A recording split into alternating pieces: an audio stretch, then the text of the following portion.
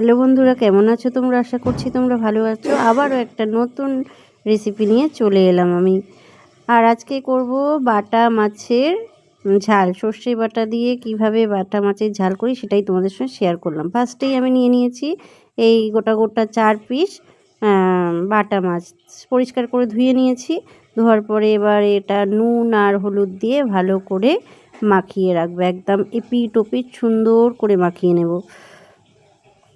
তো দেখতেই পাচ্ছ আমি এখানে নুন আর হলুদ দিয়ে সুন্দর করে একদম হাত দিয়ে ভালো করে মাখিয়ে নিচ্ছি। এবার মাখিয়ে নেব। মাখিয়ে নেওয়ার পরে বেশ কিছুক্ষণ রেখে দেব, বুঝলে তো। আর বেশ মাছগুলো টাটকা ছিল, টাটকা দেখলাম তাই নিয়ে চলে এলাম। এবারে মাখিয়ে বেশ খানিকক্ষণ রেখে দিলাম। রেখে দেওয়ার পরে আমি একটা বাটি করে একটু সর্ষে গুঁড়ো সানরাইজের ব্যবহার করছি আমি। সানরাইজের সর্ষে গুঁড়ো একটু জল দিয়ে আর নুন দিয়ে একটু রেখে দেব বাটির মধ্যে। বেশ কিছুক্ষণ ওইটাও রেখে দিলাম বাটির মধ্যে। আগে থেকে রেডি করে রেখে দিচ্ছি এই যে সানরাইজের 1 চামচের মতো আর একটু দিলাম পরে, দিয়ে আর জল আর অল্প একটু নুন দিয়ে রেখে দিয়েছি।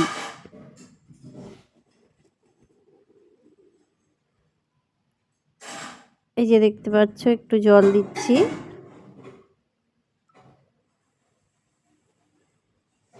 অল্প একটু জল দিয়ে গুলিয়ে রেখে দিলাম। সুন্দর করে চামচ দিয়ে গুলিয়ে নিচ্ছি।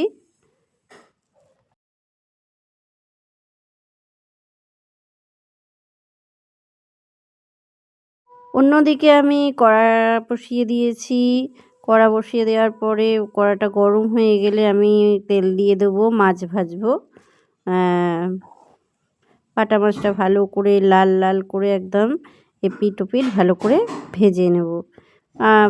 তাহলে একটু তেলটা গরমও হয়ে গেল দেখতে পাচ্ছ। এবার একে একে আমি মাছগুলো ছেড়ে দেবো। তার আগে তেলটা একটু খুন্তি দিয়ে নাড়িয়ে দিচ্ছি যাতে পুরো তেলটা গরম হয়ে যায়, নাহলে মাছটা কড়াতে লেগে যাওয়ার চান্স থাকবে। দেখছো ধোঁয়া উঠছে একদম, তেলটা কিন্তু ভালোই গরম হয়ে গেছে। এবার আস্তে খুব সাবধানে একটা একটা করে মাছ আমি কড়ায় ছেড়ে দেব।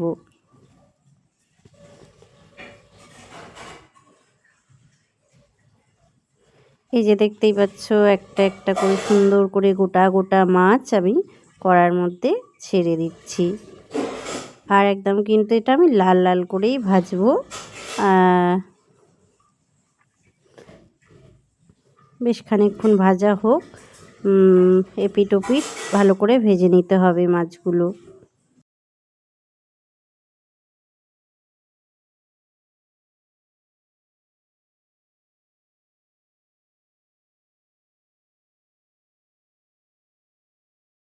মাছগুলো এক পিঠ ভাজা হয়ে গেছে। এবার আর এক পিঠটা ভাজার জন্য রেডি করছি। আমি একটু আস্তে করে উল্টে দিচ্ছি, খালি ফসকে যাচ্ছিল খুন্তি থেকে। যাই হোক, কোনো রকম আমি একটু মাছটা আবারও উল্টে দিলাম। একদিকটা ভাজা হয়েছে আর অন্য দিকটাও একটু ভালো করে ভাজতে হবে, তার জন্য মাছটা ভালো করে ভাজতে দিয়ে দিলাম। এইরকমভাবে আমি মাছগুলো ভেজে নিলাম। 4 পিস মাছ ছিল। 4 পিস মাছ আমি ভালো করে লাল লাল করে এইভাবে আমি মাছগুলো একে একে আবারও 2টো মাছ ছিল সেটাও ভেজে নিলাম। আমি টোটাল 4 পিস মাছ করেছিলাম, তোমাদের তো বললামই। 2 পিস ভাজা হয়ে গেছে আর 2 পিস ভাজতে দিলাম।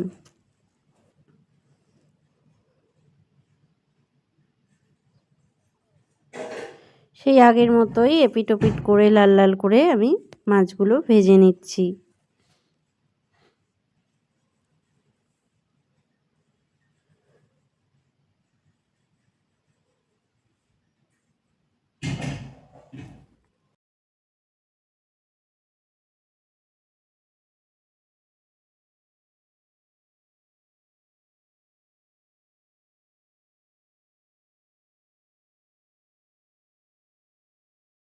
তো দেখতেই পাচ্ছ মাছগুলো আমার ভাজা হয়ে গেছে। এরপরে আমি কড়াটা একটু পরিষ্কার করে নিয়ে আবার কড়াটা বসিয়ে দিলাম। আর কড়ার মধ্যে অল্প একটু সর্ষের তেল আবারও দিলাম। এখানে তেলটা একটু গরম হোক।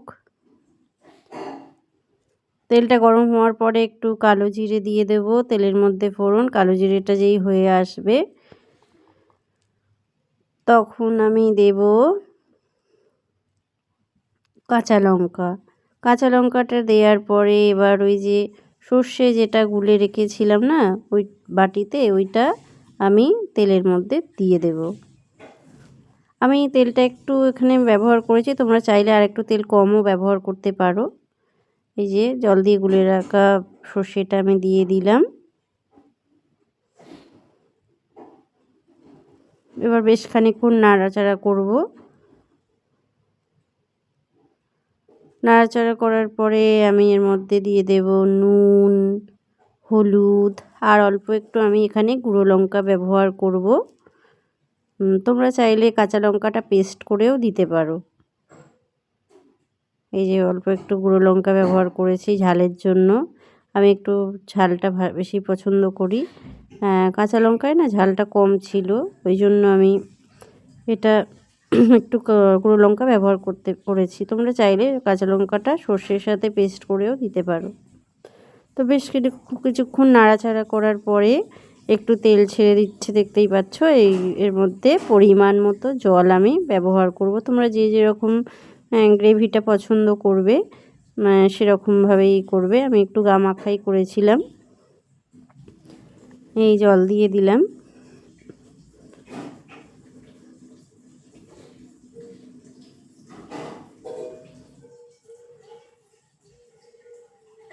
জলটা দেওয়ার পরে বেশ খানিকক্ষণ ফুটে উঠবে। জলটা দেওয়ার পরে আমি ধনেপাতাটা আগেই দিয়ে দিলাম, কারণ ধনেপাতার ফ্লেভারটা জলের মানে সর্ষের সাথে বেশ গ্রেভির সাথে মিশে যাবে।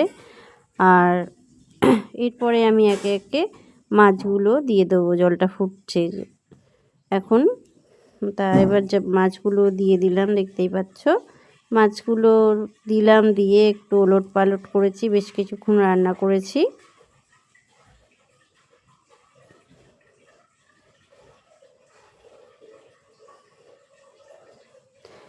মাছটা একটু ফুটিয়ে নেব হালকা করে, নিয়ে তারপরে গরম গরম নামিয়ে ফেলবো। আমি লাস্টে একটু কাঁচা সর্ষের তেল অ্যাড করেছিলাম এর মধ্যে, সেটা তোমাদের সঙ্গে শেয়ার করা হয়নি, তাই মুখেই বলে দিলাম আমি। তখন ভিডিওটা করছিলাম কিন্তু ভিডিওটা অন করা হয়নি, আমি বুঝতে পারিনি। এরপরে আমি নামিয়ে নেব মাছটা। দেখতেই পাচ্ছ কত সুন্দর হয়েছে আর খুব টেস্টিও হয়েছিল।